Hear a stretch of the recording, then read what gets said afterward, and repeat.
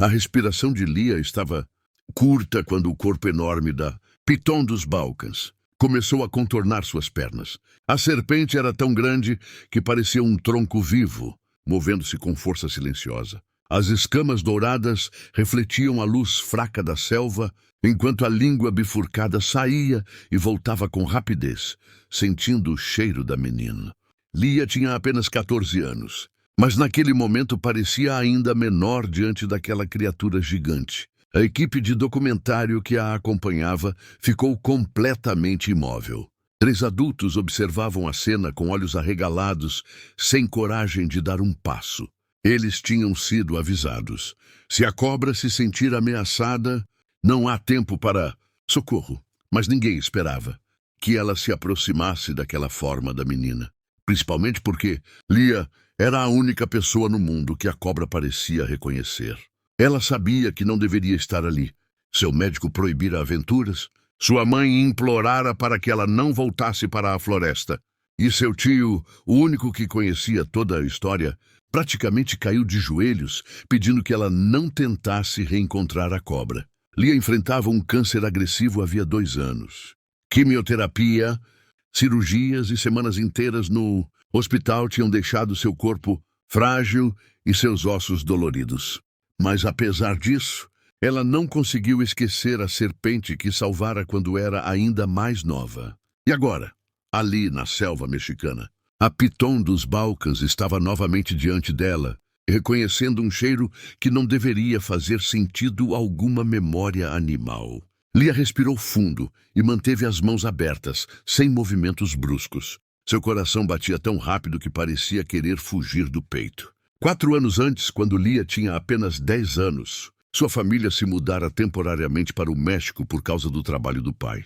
Ela adorava explorar trilhas próximas ao rio Actopan, sempre acompanhada do tio Miguel, que era guarda florestal.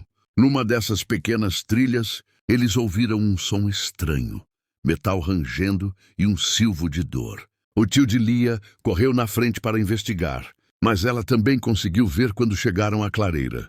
No centro, havia uma armadilha de ferro que parecia uma jaula medieval. Por dentro tinha espetos projetados para ferir qualquer animal capturado.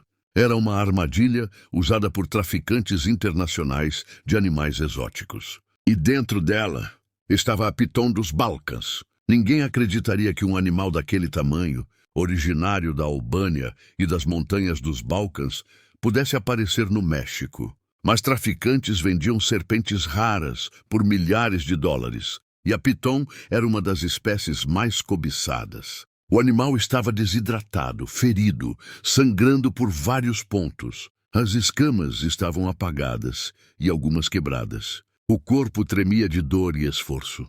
"Lia, não chegue perto!" gritou o tio.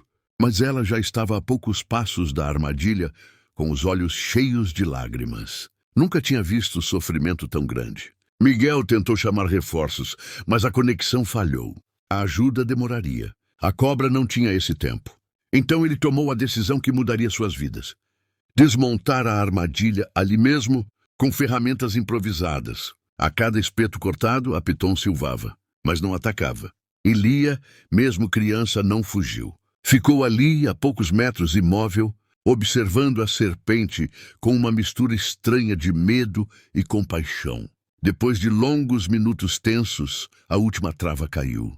A Piton deslizou para fora, lentamente, cada movimento carregado de dor. O tio de Lia recuou rapidamente, mas a menina não conseguiu se mexer. A cobra enorme parou diante dela. Seu corpo ferido se aproximou até tocar a bota de Lia, como se estivesse marcando aquele momento. A língua da serpente tocou o ar perto do rosto dela.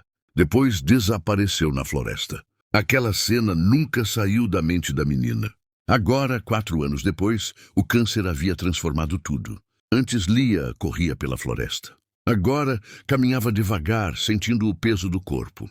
Antes, sua mãe sorria ao ver as fotos das aventuras. Agora, mal conseguia esconder o medo de perder a filha. O médico havia sido claro: evitar estresse, esforço físico e situações perigosas. E encontrar uma cobra gigante, marcada pelo trauma, certamente entrava nessa categoria. Mas quando Heike Müller, uma diretora europeia de documentários, procurou a família após ouvir os rumores da cobra, algo despertou dentro de Lia. A diretora queria encontrar a Piton dos Balcãs para registrar imagens raras, e Lia sabia exatamente onde procurar. Você não vai, disse a mãe firme. Você nunca mais chega perto daquela cobra, disse o tio Miguel, quase desesperado. Seu corpo não aguenta um susto desses, disse o médico. Mas Lia não conseguia explicar. Era como um sentimento incompleto. Como se precisasse ver a cobra uma última vez, antes que sua própria vida virasse incerteza total. E assim ela foi. Quando encontraram a Piton, enrolada nos galhos de uma árvore enorme, Lia reconheceu imediatamente o padrão das escamas. Dourado, bronze, marrom. A cicatriz torta perto da cabeça. A espiral irregular perto da cauda, marca dos ferimentos sofridos na armadilha. É ela, Lia sussurrou com a voz fraca, mas cheia de certeza. A equipe preparou câmeras, microfones e mantinha distância segura. Mas a cobra já tinha percebido algo. O animal ergueu a cabeça. A língua saiu e voltou com rapidez. E então começou a descer da árvore com movimentos controlados, como se cada parte do corpo estivesse respondendo a uma lembrança antiga. Heike prendeu o ar. Ela está vindo até você, disse a diretora, quase sem voz. Lia não recuou. Não conseguia.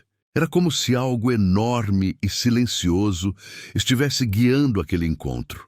A Piton aproximou-se até estar a menos de 1 metro. Suas escamas brilhavam na luz filtrada pelas folhas. O corpo gigantesco ondulava, firme como um rio de músculos. E então a cobra começou a envolver Lia. O primeiro toque foi na perna, depois na cintura, depois subindo pelo tronco, mas com cuidado. Muito mais cuidado do que qualquer predador deveria ter. A menina fechou os olhos. Sentiu o peso, sentiu o calor, sentiu a vida. A equipe chorava sem perceber. Era impossível não sentir a força do momento. A serpente aproximou o rosto do pescoço da menina. A língua tocou a pele onde o pulso batia fraco e acelerado ao mesmo tempo. Era reconhecimento. Era memória química. Era algo que a ciência explica pela metade e o coração entende por completo. Porque 4 anos antes, quando estava ferida e morrendo, a Piton registrou algo na pele, no cheiro, no batimento cardíaco da menina que chorava enquanto ela era libertada. E agora ela estava vendo, sentindo, cheirando e lembrando. Lia encostou uma mão trêmula nas escamas da cobra. A Piton não recuou. Apenas permaneceu ali, ligada a ela por algo invisível e profundo. Por minutos que pareceram eternidade. Menina e serpente compartilharam um silêncio que a selva inteira respeitou.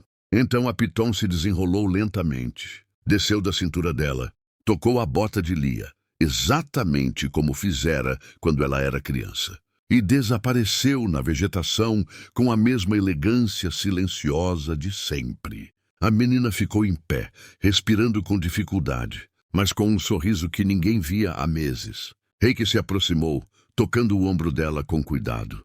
Lia, isso foi o momento mais poderoso que já registrei na vida. A garota respondeu com voz baixa, mas firme. Ela só lembrou de mim. Ninguém discutiu. Ninguém tentou explicar. Ninguém ousou negar. Porque ali, no coração da selva, uma menina lutando contra o próprio corpo e uma serpente sobrevivente haviam compartilhado algo que ultrapassava medo, lógica, ciência e distância. A vida, às vezes, reconhece quem a salvou. Mesmo quando a vida tem escamas,